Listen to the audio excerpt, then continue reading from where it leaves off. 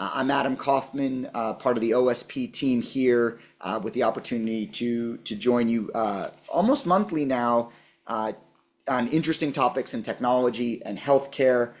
We're thrilled to have the topic today of data with dignity, designing fair, human-centered AI and precision health. We spent the last number of webinars talking deeply about what it takes to deploy and develop technology in healthcare, but we'd be remiss if we didn't step back periodically and go deep into what it means for the actual people, the patients. We are all patients at some point and will likely be patients again.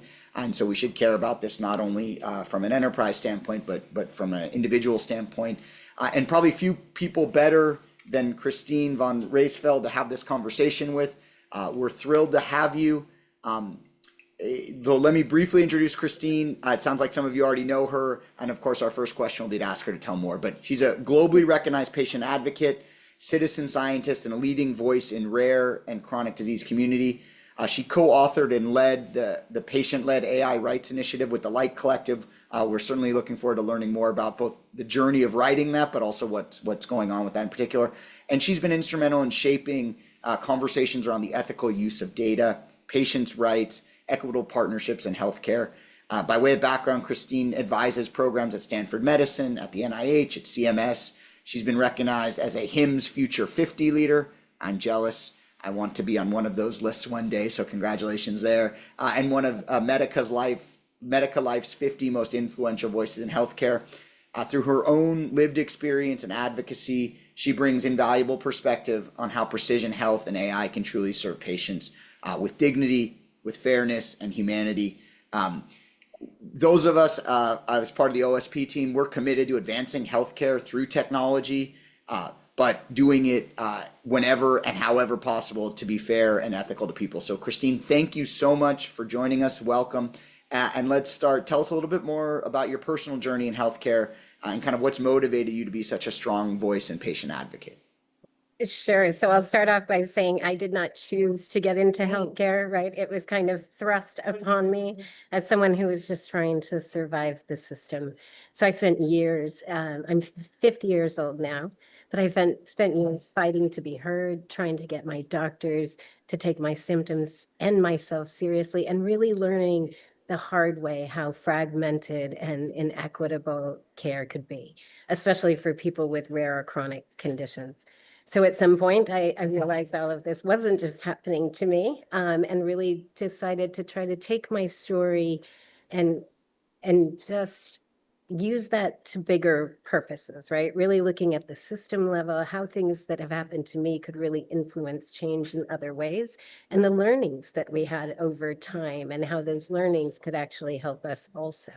And so I think now advocacy has grown into more of a mission, right? And I think, especially in the data space, we're at a point where I think a few of us, we feel like there's now a moral obligation to keep up this work, right? Because we're lacking in information and correct information that's getting out there. It's kind of now this mission slash bigger purpose. So we'll certainly get into all of the mission, but if I could just press on the personal journey, it's so hard, unfortunately, for most to be a patient in any way, particularly when the symptoms aren't clear and the diagnoses and you're bouncing back and forth. I'm just curious, where along that journey did you first think, hey, I could do good for others by what you've gone through? That transition from it being a kind of an individual mission to one that's now impacting many more. Yeah. And I'll tell you, I think that transition didn't come till very much later in life, right? The majority of my childhood was really, I got sick at 5 years old. I'm diagnosed with over 42 conditions, and I'm currently looking to try and solve my underlying condition through sharing my own data with researchers and people, and then hopefully a clinical translation session at the end of it.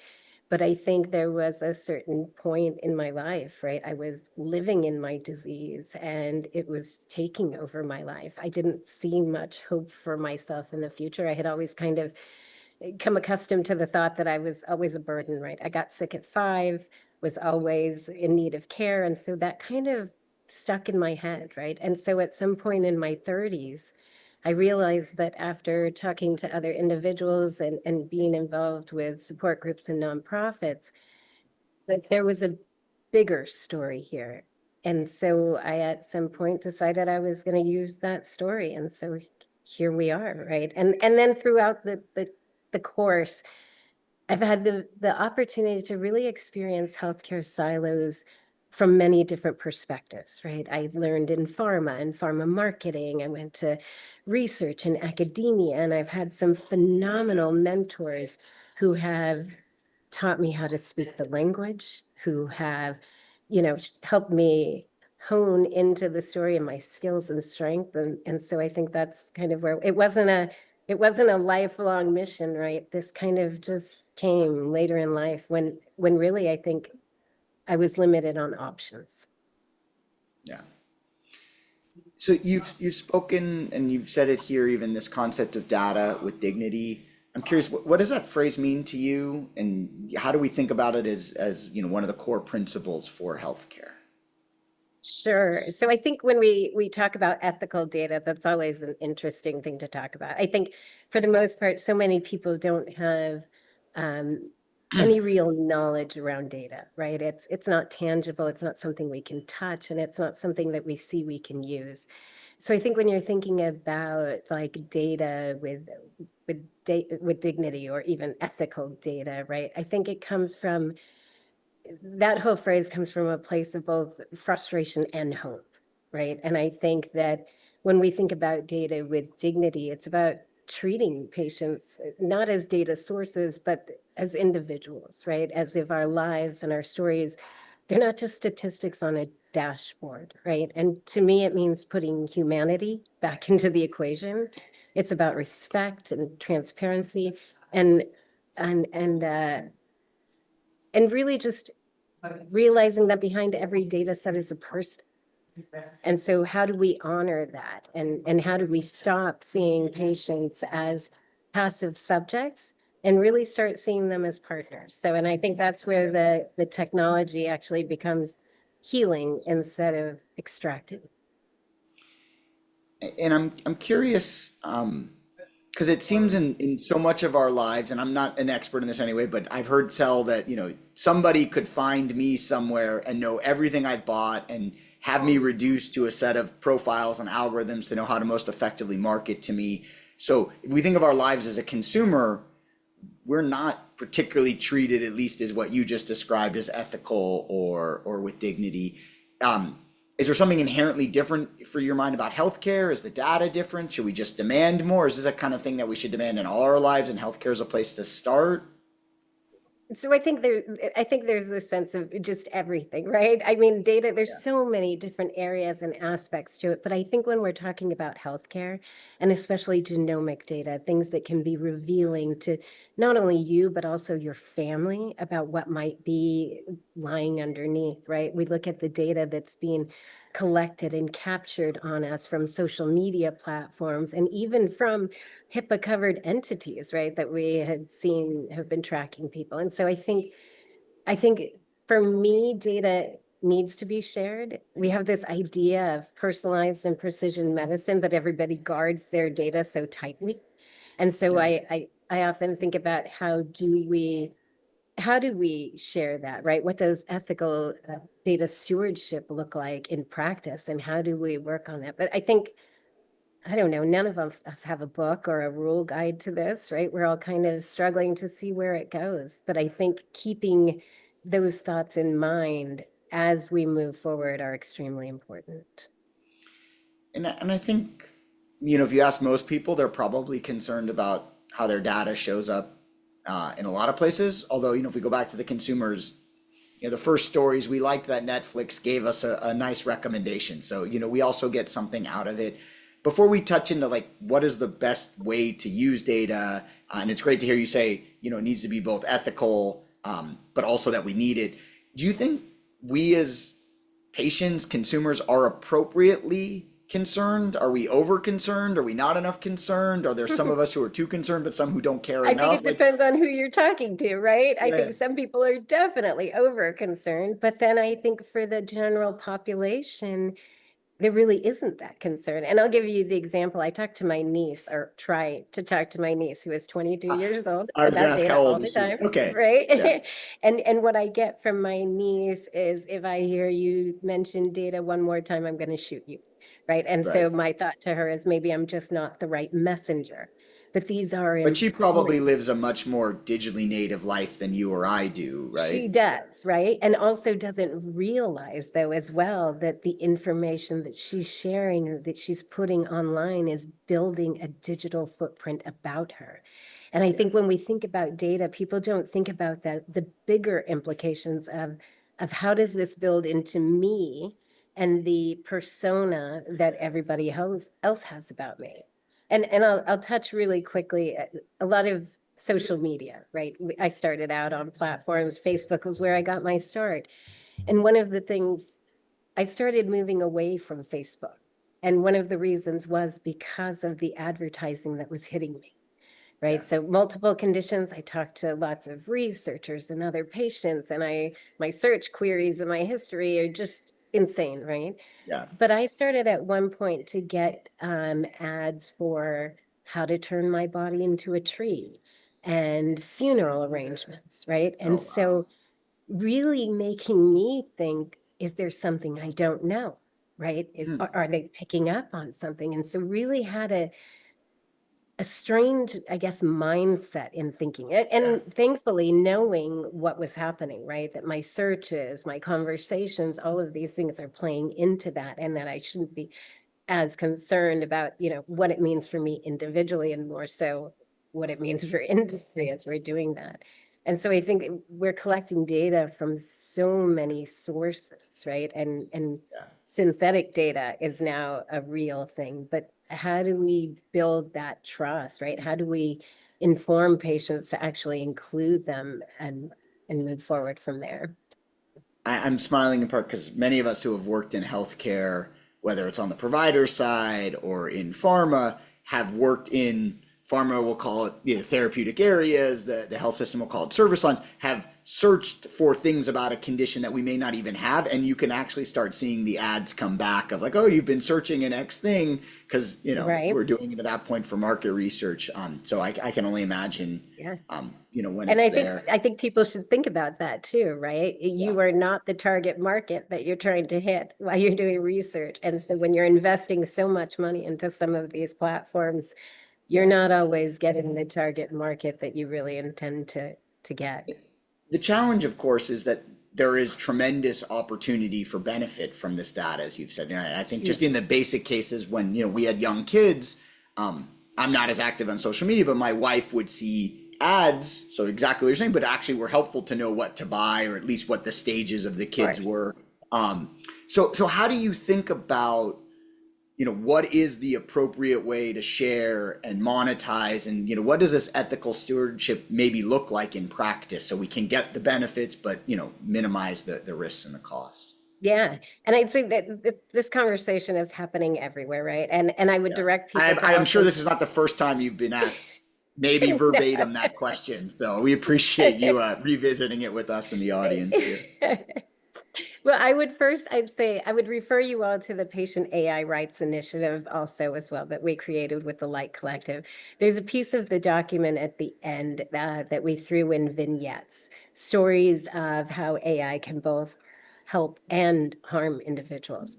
And so really laying it out. I think right now we talk a lot about AI and its potential, which is phenomenal, right? We should be talking about that. I think it has so much hope as you look at rare disease communities and just personalized medicine as a whole. But then I think all of those questions, right, of how the data, who's collecting, what does our footprint look like? And I think what it comes down to is trust, right? Patients need to know what's being collected, how it's being used, and we deserve to be a part of those decisions. So I think that means moving from informing patients to actually really including them. And I'd love to see more community data boards or patient-led oversight and shared governance models, because I think when people feel ownership and agency, they're far more willing to share because they know it's for collective good and not a corporate gain. Yeah. Reminder to the audience, please do send in questions or comments. We'll get to them in maybe about 20, 25 minutes. Christine, maybe you could tell us a little more about the AI Rights Initiative. Tell us about how the document was written, what the process was, and more importantly, how is it being used and how should we use it to shape the conversation going forward? Yeah, and so we built out with the AI rights. It was an interesting process, right? There was a group of 12 of us that gathered together, different disease spaces. The AI Rights Initiative, for those of you who don't know, it started from a really simple but a powerful idea that patients have rights in the digital age and that those rights should follow our data wherever it goes. And so a group of us, again, 12 individual patients who work throughout the healthcare space, different roles, patients, technologists, we came together to really define what that looks like. And it's about things like transparency and fairness and consent and accountability. We even have due diligence, right?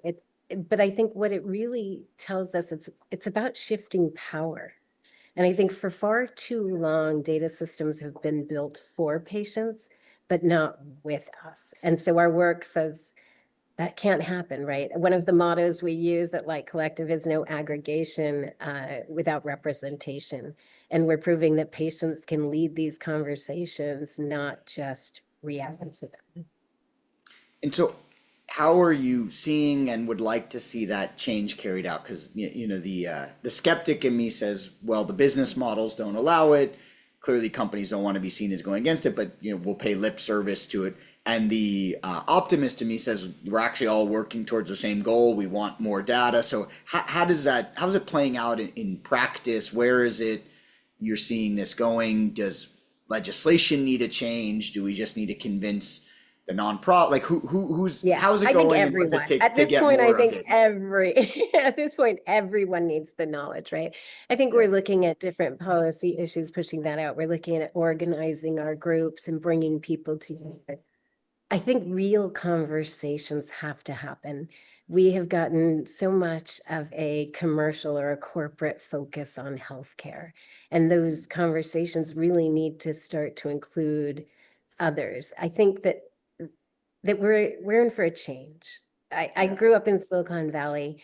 I saw the tech boom come in. I saw it also crash, right? I feel like what we're going through with AI and data is kind of in essence the same thing we went through as a community when tech came in. It was a very small community. Everybody really knew each other. We kind of knew the problems. And then you bring in people who have different ways of thinking and different ways of looking at that. And that was a balance. It took a long time to adjust, to really integrate technology into our daily lives. But I think if you look at Silicon Valley and the Bay Area, you see things like the 49ers, which is our football team, who have a STEM program starting in our schools. And so looking at that is where I think we need to go. And I think that's around education. It's around awareness. I know a lot of people look at education as there's no ROI for education and awareness. But I think if you think about the broader picture and the benefits that those relationships and that trust will bring down the line, that's where we need to think about things. And I think when you're thinking about data as well, if I were to wait for people to figure out what's wrong with me, I'd probably be dead. But because I have data, because I have that agency to share and to really dive deeper, I think we can spark innovation in a way that we have never seen if we would allow that kind of collaboration. And I think we're learning. I think there are a few companies that are getting it and seeing the benefits, and I don't have anything written out as to which ones it are. Yeah. But I would also like to say, even at the Light Collective, we want to test out our ideas and put them into play and really see how these things can measure and the trust or the engagement and how we can make it better. Yeah. I I think think we're it's only at the beginning, right? And I think there's so much potential out there. But I will say I also have a fear. I have a fear of the benefits of AI outweighing some of the harms that may occur and the conversations that are lacking there. I'm a rare disease patient, so I see extreme hope in the potential for AI to be able to take mass amounts of data and really dive into it, maybe even verify diagnoses. But I also know that that data is also very revealing about us, right? And I know that even though we have this idea that people are anonymized and de-identified, there is always a chance to be re-identified. And I think that's also a part of the conversation that I don't see happening and would be important to have. Yeah, that's really interesting. I hadn't thought about that. So, an off-script question, if you will. Yeah. I'm curious your thoughts on kind of both sides of that coin, right? One of the real concerns we have about re-identification or being able to understand that someone has a particular condition is the stigma attached to it, is the discrimination we know without a doubt will follow for certain things, whether it's legally or um, it seems to me that on the same time that we want to make sure that that data doesn't get out, we probably have work to do around stigma and bias so that as we want to be more public with this, at least in a population level, we also are less judgmental of what we learn about it. Do you see that as part of it? I hadn't linked stigma. I I mean, it's do. a problem in and of itself, but I hadn't linked it to the data issue inherently. So I'd love your thoughts on that. Yeah, I do. And I look at things from a very different perspective, right? I was a patient from the time I was sick. I was a Medicare recipient for 20 plus years, so lived in the system under, the federal poverty lines that are required for that. I was able to see different areas and I was also able to participate, right? So I see ways that I'm sharing my insights, helping make companies or processes or things better. But then I also see the fact that we don't come back to the patients who have already been harmed, Hmm. right? We take the story, we'll listen to it, but we don't go back to fix any of those things. And I think one Interesting. of the things that I look at with the data is, yes, I think it's important to de-identify it for certain studies, but I also think as we move into this, first, AI is never going to scale without traceability to the data, right? So I think you are going to have a true source of that data. Where was it? Where was it sourced, right? Where did it come from? What was used in the test? How was it? All of those details are going to be needed. And so I think there is a place for that individual agency. I do see where you do have to de-identify it, but I think as we excel and as innovation gets better and things and more advanced therapies come out, how do we notify the people Yeah. whose data we've already taken if we've de-identified them? And I'll tell Yeah. you, I received plasmapheresis for over 20 years. And I always thought there was something bigger with the plasmapheresis. I asked people, is this going to affect me? People told me, no, there's no DNA in plasma. Don't worry about it, Christine. And then a few years ago, I did some research and found out that long-term plasmapheresis could result in mitochondrial issues. Hmm. And the research was done at a hospital where I was a patient for all of those years. But was I Yeah. ever notified of potential long-term damage? I was not. And so I think a lot of this diagnostic journey that I've been on Yeah. could have been helped with some of that information. I also look at data that, we sequenced myself and we mapped out my genome and we were able to see hotspots and mutations. I had heart issues that should have been identified, but they're unknown and insignificant, so it was ignored. And so Hmm. how do you take that information that we may have and make it something into that we can use proactively? Yeah. It's But I think interesting. there is going to be a long lesson, right, on how does the industry use data as whole? I think normal people didn't hear about clinical trials or data till COVID, right? Yeah. And now there's such misinformation going out there anyways. And I think the commercial side of it has also harmed the research side of it. I've Yeah. talked to people who don't want to participate in research and people who've told me that if I want to give my life up for pharma profits, that's up to me. And so I think that idea of of how do we talk to people about research. We will, again, never get to precision medicine without more data. And so how do you encourage people? And I think, honestly, I think it's incentives. Every person in the healthcare ecosystem is incentivized except for the patients, right? The patients, it's the altruism and it's the hope that something will be better for others. But we're not looking at how their data, how their inputs actually play into the building of these things. Yeah. I, I'm struck the sort of the old school analog example would be the the grand rounds where someone would bring an unsolved case, to use a bad metaphor, and because it was in the hollowed ground of the hospital with only the professors and the physicians there, I think people would know who the patient was, right? And so at the same time you're pattern matching and solving this, you would also be like, okay, what do we do for the patient? And it's super interesting to think, okay, well, that's scaled now where I can have hundreds of thousands of patient data to find patterns, but I had to then disconnect it from them. And so how do I get the feedback loop? And then how do I ensure that they stay part of that? Yeah. An underlying piece of this is sort of the underrepresentation of many populations in this work. Yeah.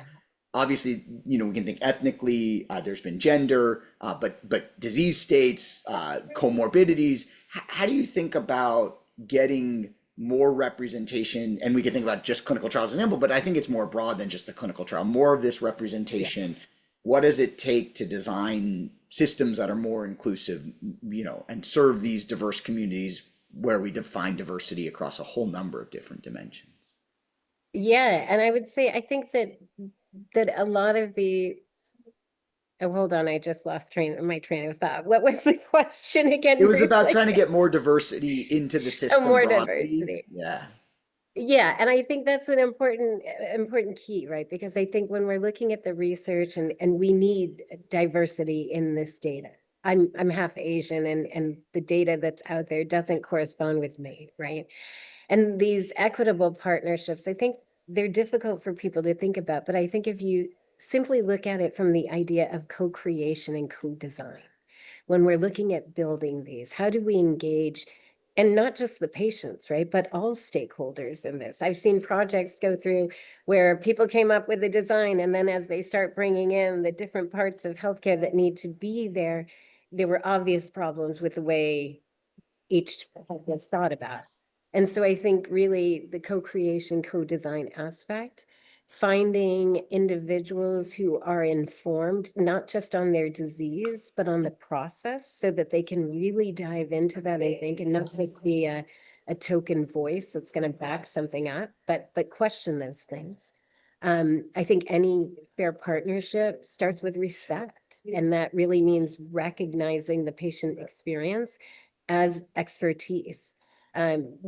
We published a paper that should be out soon with the HEAL initiative around engaging populations of social determinants of health in research. And so we talk about these things, right? How to engage, how to give incentives. If you don't pay patients, what are things that you can do to really bring them in? And so I think that's kind of what we need to think about, right?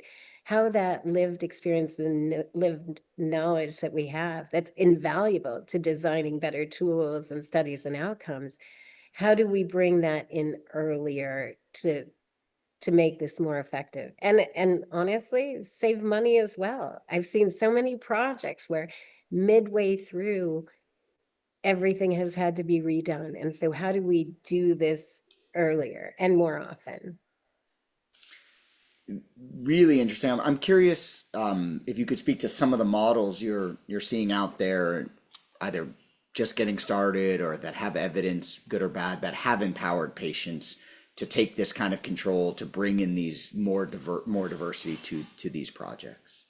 Yeah, and I think there's a few things, right? I think when we look at research projects too, I'm heavily involved with the All of Us research program, and with Stanford had a human-wide program. I think there's a lot of lessons that we can learn from these groups, right? And I think those two showed how easy it is to engage with and to build trust. But I think one of the things that's also shown us is how easy it is to lose trust if communication or the transparency.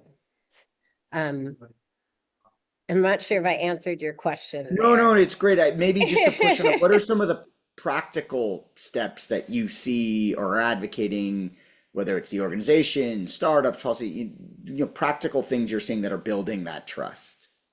So I think one is patients want partnerships, right? Not just participation. So I think when I'm talking to people and when we're looking at engaging patients, we're looking at how do you engage them in different ways.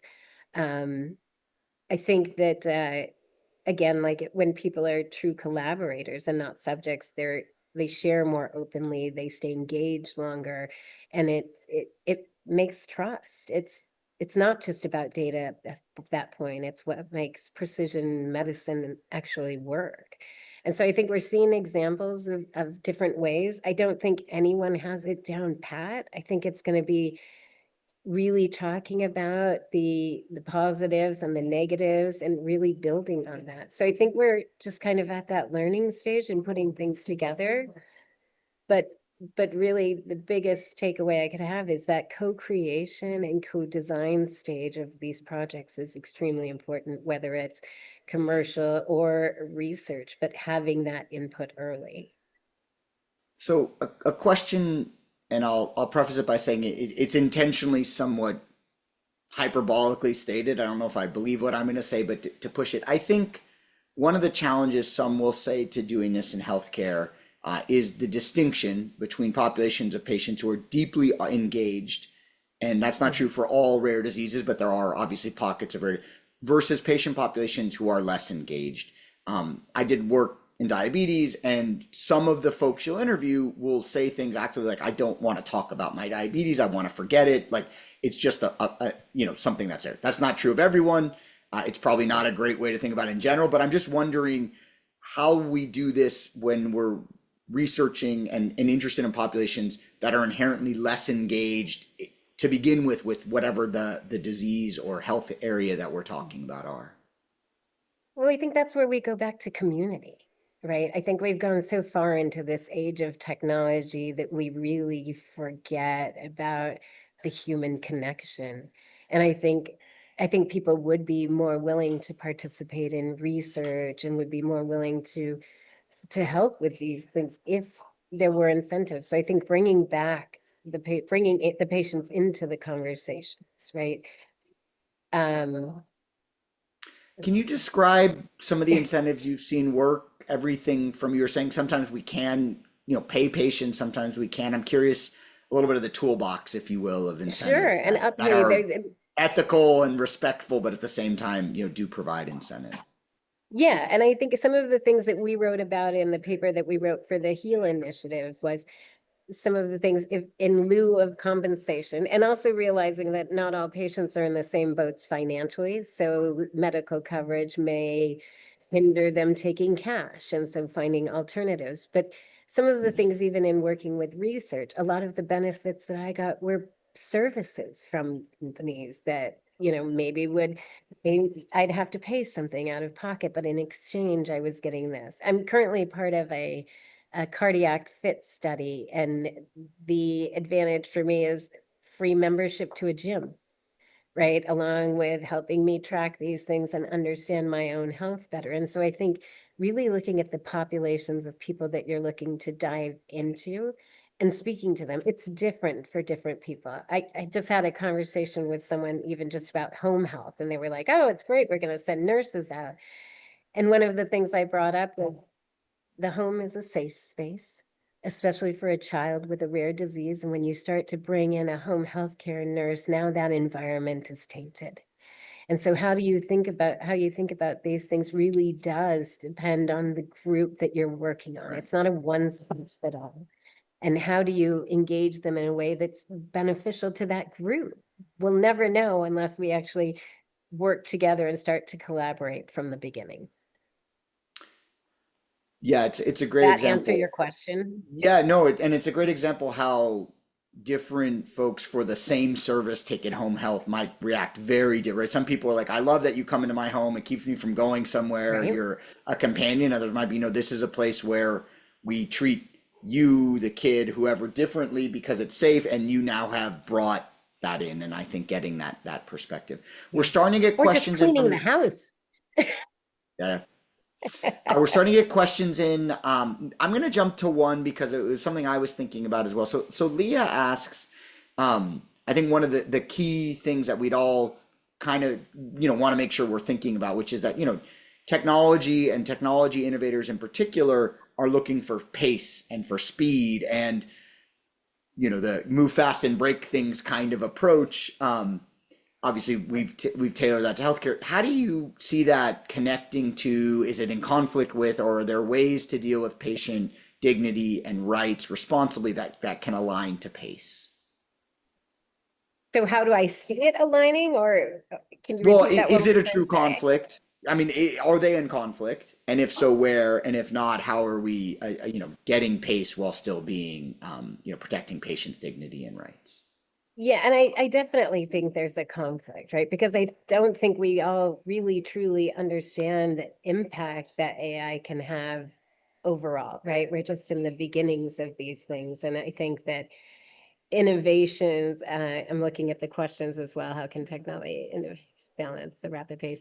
Again, I'm going to go back to really including patients in your conversation. I'll hit again on our AI rights initiative, the 7 pillars that we have set up there with fiduciary responsibility, with transparency. All of those pillars are things that should be included. And I think if we think about things with those pillars in mind, that can help us balance the rapid pace of AI. But if we don't include patients in these conversations, I think we're just going to spin out of control. Yeah. While we're on the subject, Christine, you've also, in addition to the initiative you talked about, and I think you mentioned this briefly, but I'd love to learn more about Stanford's human-wide initiative. I think you've been part of the NIH's All of Us. Tell us a little bit about those programs, and how we can think about them and use them to inform, patient-centered Sure. design. I think a lot of the things that I get involved in, so I was a patient all of my life, right? And it wasn't until I got involved in the Stanford human-wide program that I really started to change my focus and my own outlook on health, right? And Science to real me. quickly, for those of us who don't know, what is the program? Tell us briefly what So the the human-wide program was an initiative to see how involving patients in their care with wearable technologies could either help or hurt their care, right? And so through that program, I was able to get tools, which I threw into my patient advocacy toolbox that would help me. The first was a pharmacogenomics test, which told me how I metabolize different compounds. So looking at that, we had discovered that 3 of the standard medications used for one of my diseases were actually a culprit for permanent damage, right? So joint replacements, toxic encephalopathy, problems with my vision were all accelerated because of the way I metabolized those drugs. I was slow metabolizer. So things that we thought were progression of disease actually ended up being toxicity of medication. So I think some of that understanding of of how these works is needed. Um, Yeah. I think I got away from your whole question. No, that's great. And then the other initiative was the NIH's All of Us. So maybe say a little bit about what that is. And then Yeah, the question and is, I how think can they? I, Yeah, go ahead. I think all of the things that I do are programs that I hope empower people, that I hope will bring lessons to how we tackle some of these issues and look at health in a different way. I like to look at health more not from a disease agnostic kind of view, but really overall health. I'm affected by multiple conditions. We don't have answers. Science just isn't there yet, right? Yeah. But how do we prepare people for the future? And so I think that's kind of what I'm looking at with All of Us research. It was really trying to take the information, genomic data to really get to the point of personalized and precision medicine. And I think we're still a long way away from that, but Yeah. more and more programs that do this and that engage patients in studies like this, I think we'll get closer to where we need to be. That's great to hear about them. A question from an anonymous webinar participant. They write, we work closely with healthcare innovators to build digital ecosystems. How can such organizations integrate patient voices better into their design and development cycles? So I'll say, reach out to the Light Collective. Yeah, perfect. We Yeah, have some ideas on how we can do that, and we would love to work closely with healthcare innovators to make sure some of these things are being covered. And I think I see the next question from Nick, where he says many AI systems are trained on limited data, and I think that's one of the things that I like to point out as well, right? The data, garbage in, garbage out. We all know that. And so as more and more patients and people are experimenting with AI, we're building into a system that may not have the right answers. And I think that's going to be very important moving forward, are those practical guardrails to help. And I don't see as many as I'd like to see in the patient space. I'll yeah. give you an example. A lot of people are out there pushing for patients to use AI. And I think that it's great to get them involved. But we also see levels of involvement there, levels of dependency on AI. One of the things we talked about was AI just put out a video with a woman, rare cancer, got the answers they needed, were able to communicate with their doctor with the help of ChatGPT. But in another instance, we have a man who wanted to lower his salt intake and use bromide in his diet, and died. And so how do you, as we look at this, as we train health technologists and system administrators on how to prompt and how to do these things, how are we not including the patients in that as well? And Yeah. I do think AI will never truly scale in the way that it's meant to be without that traceability and transparency over that data, and also the sovereignty of the data. It's So, interesting. This is a story I don't know if I've told before in the webinar series, but my grandfather was a physician. And when my grandfather practiced kind of in the 40s after the war, this is what I had heard from my dad. It was not uncommon, or let me say it this way, it was relatively common to not tell a patient they were diagnosed with cancer. yeah, Now, we can think of what's wrong with that in a lot of ways, but part of why the healthcare system acted that way was there was nothing we could do. yeah. And I'm sensitive to, while it feels like a long time, we've come a long way in 80 years, 70 years. And now I think to your point, we have some of the opposite problem, which is there's so much information available directly to the patient that the system is no longer able always to even restrict. It's how do you help them process it? I'm wondering, do we just accept that? Are there Oh, it's very God, interesting to no. think about patient advocacy as also helping us become better consumers of what the consumer side of AI is doing. Feel free to Yeah. comment or not. It struck me as a 70-year journey, 80-year journey in terms of what we actually know about health, right? Oh, yeah. I think we're just at the very brink of discovery. I think that as we educate and train people, that we are going to make new discoveries and the benefits are going to come. But I do think we're at a crossroads, right? We are moving so fast and so quickly forward with data without those guardrails. We aren't preparing people for what's coming. We haven't taught people even how to use it. I think when I talk to people about AI, the levels of AI, right? I think most people think of AI and they think of ChatGPT, but they don't think of the numerous other forms like generative AI and other LLMs and all of these different Yeah. aspects. So I think really having those conversations, I think one of the things we really need is everybody at the same, level playing field when we start. We start with different explanations, different definitions. We come into the conversations not knowing what people expect or what they're wanting. And I think that just basis of setting up everybody from the beginning at the same point is also what's really needed. Yeah. An interesting question from Tim that kind of gets to what we should do. So he writes, Christine, are you familiar with Picori? I And just came from their meeting. perfect. So I think Picori is one of the places where potentially we could, do things Yes. that help, address this topic. So, specifically, yes, are there observations or comments you have on how they can or should address the topics that we're talking about here? Yeah, so we actually just came from the Picori meeting as well. So there were a few of Are us you from the ever like home? Or are you from meeting to meeting? sometimes. I moved into a new apartment and the day after I got my keys, I took off for a month. Oh, So wow. it's but it's At been least you had a place interesting. to leave your stuff. So, Yes, I do. I do. That's a good thing. But I think it's interesting, right? The level of conversations and the different conference or conversations that I have at each of the different types of conferences. So when yeah, I'm that, going to a conference that's focused on AI in the Bay Area, that's very different than one that's taking place at an institution or an academic, yeah.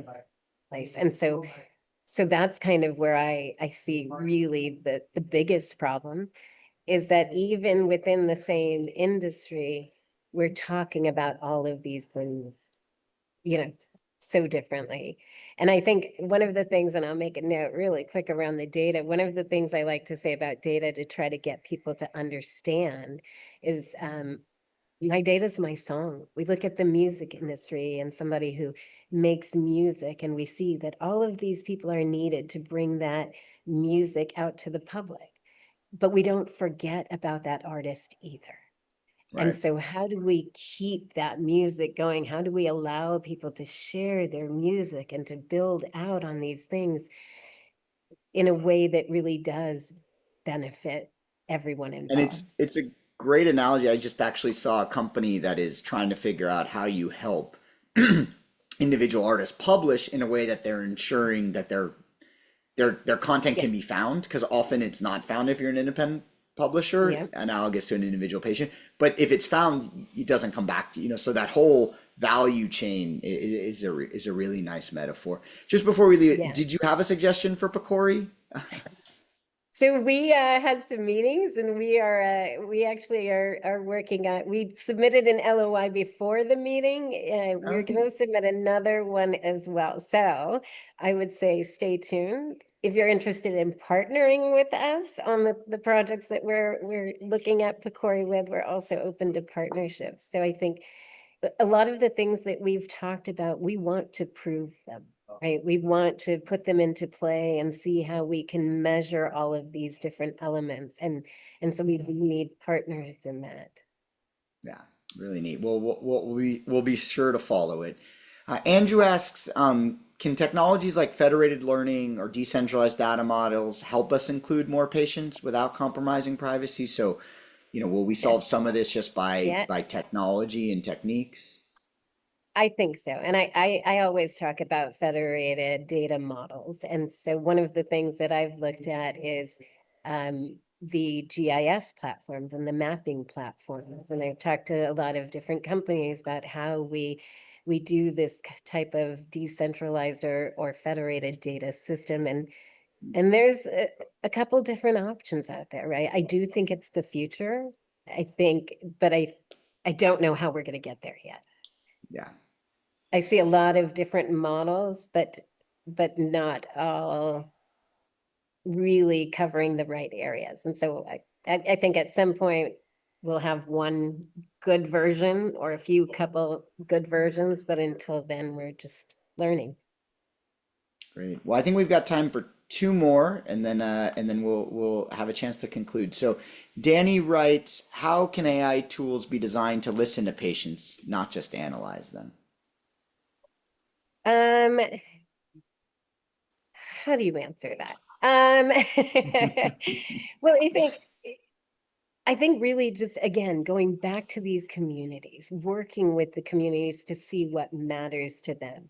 If you're building out a tool with no communication with these groups, it is just going to analyze them. And I see a lot of companies talk about the use of synthetic data, right? That they haven't even contacted a patient organization or a group in the space that they're working on because they've collected enough data. And so I think if you really want the AI designed to listen to patients, you also have to listen to the patients. And so I think AI is a tool, and we have to remember that. It's not an end all be all. I feel like that's what tech was in the beginning too, right? This big end all be all, and the balloon burst.